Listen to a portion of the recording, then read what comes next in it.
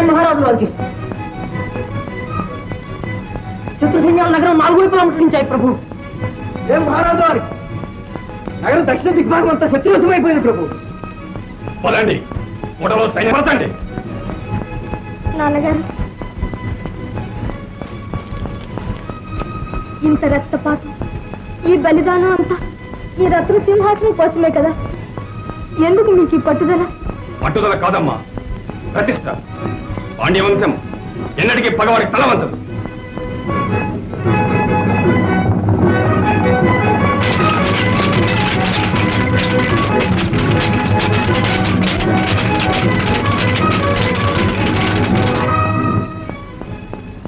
జయ మహారాజుల వారికి. సర్వసేనాధిపతి వీరస్వర్గం పొందారు ప్రభు. శత్రువులు కోట లోపలికి దూకి వస్తున్నారు ప్రభు. మేమే బయలుదేరుతున్నాం, అంతా సిద్ధం చేయండి.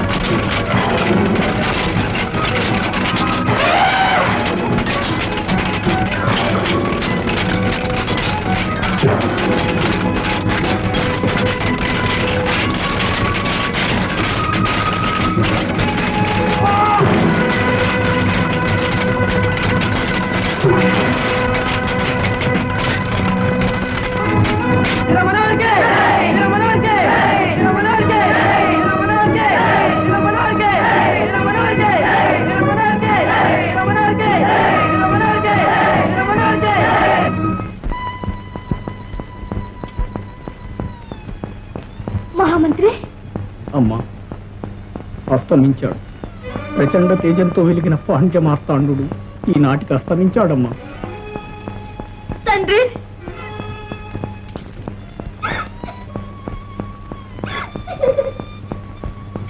వీరపుత్రి, శాంతించు తల్లి.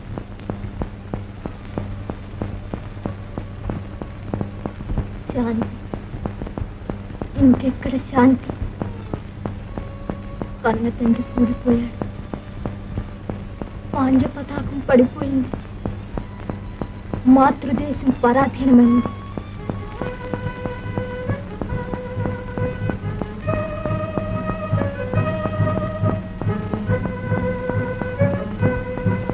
విజయ గీతాలు,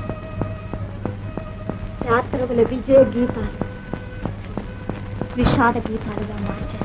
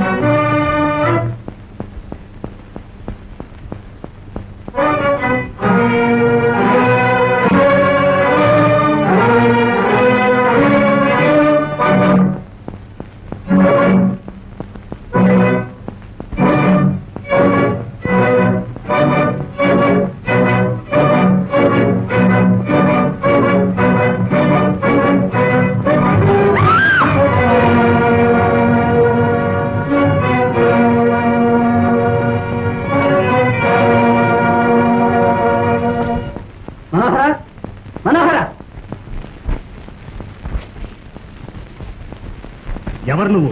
నీ అత్యాచారానికి ప్రతీకారం చేయవచ్చిన వీరాంకురం. భలే వీరుడవు. అందుకే అర్ధరాత్రి నిరాయుధంగా నిద్రపోతున్న శత్రువును చంపొచ్చావు. ఈ వ్యక్తిని ఇద్దరితో విడిచిపెట్టకూడదు. నీ పాపం మన్నించాం. మన్నించావా? పాండ్యవంశం పగవాడ అనుగ్రహం ఆశించేది కాదు, పగ సాధించడానికే వచ్చాను. అన్నీ సాధించావు గాని ఆ కరవాలం అక్కడ పారేసి వచ్చిందారనేపో తిరిగి పంద పిరికి పందన ఇదిగో నీలో పౌరుషం ఉంటే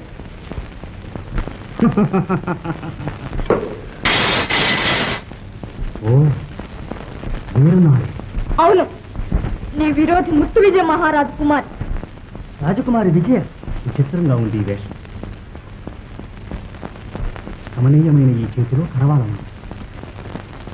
రాణివాసంలో ఉండవలసిన రమణి రణరంగానికి. రాజప్రియ, రాజకుమార్తెను తగిన రక్షణలో ఉంచు. నిజంగా నువ్వు వీరుడివైతే యుద్ధంలో నన్ను జయించు. నిన్న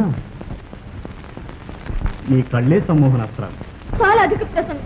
నిలు- మా కరవాలం వైరి వీరుల కంఠాలనే కాని కసుగాయలు నరికేది కాదు. మాటలు సాలించి ముందు కత్తికి నీ న్యాయం ఇప్పుడే తేలిపోతుంది.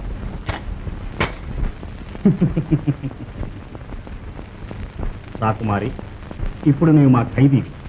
ఈ నేరానికి రేపు న్యాయసభలో నువ్వు సమాధానం ఇవ్వాల్సి ఉంది. రాజప్రియ, ఈమె అంతఃపురం చుట్టూ సైనికుల నుంచి కట్టుదిట్టం చేయి. జాగ్రత్త.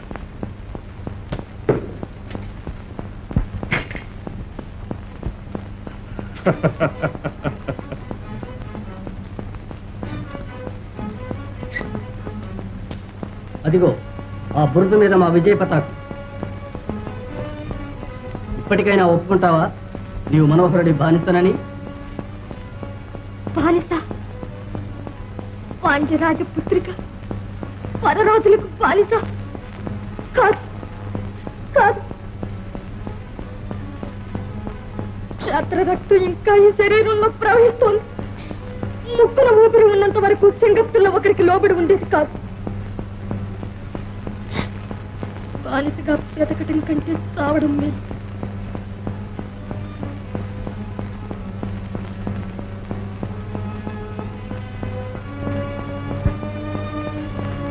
బానిసగా బ్రతకడం కంటే చావడం మేలు. బానిసగా బ్రతకడం కంటే చావడం మేలు. బానిసగా బ్రతకడం కంటే చావడం మేలు.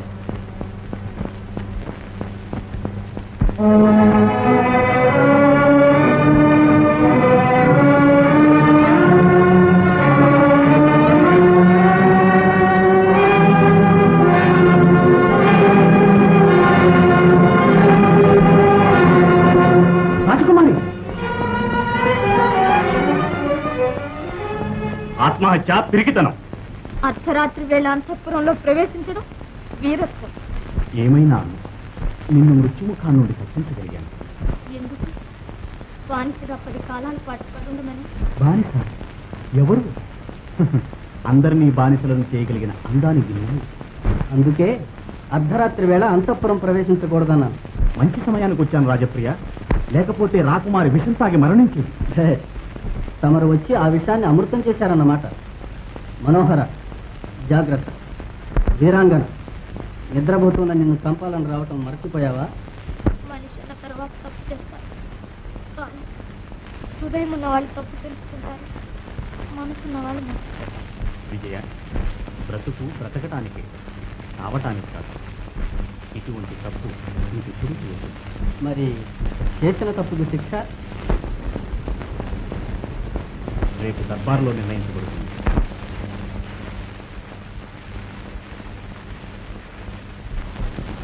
సభాసదులారా, విజయధ్వజం నాటిన మనోహరుడు, ఓటమి పొందిన రాకుమారి ఇరువురి అభియోగాలు, వాద ప్రతివాదాలు విన్నాం.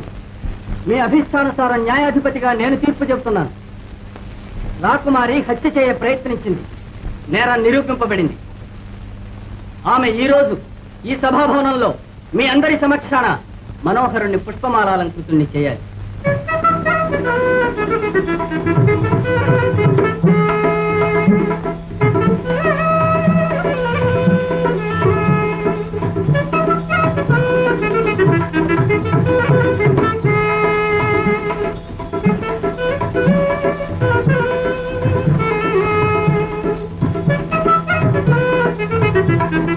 యువరాజా వారికి, శ్రీ యువరాజా వారికి, శ్రీ యువరాజా వారికి.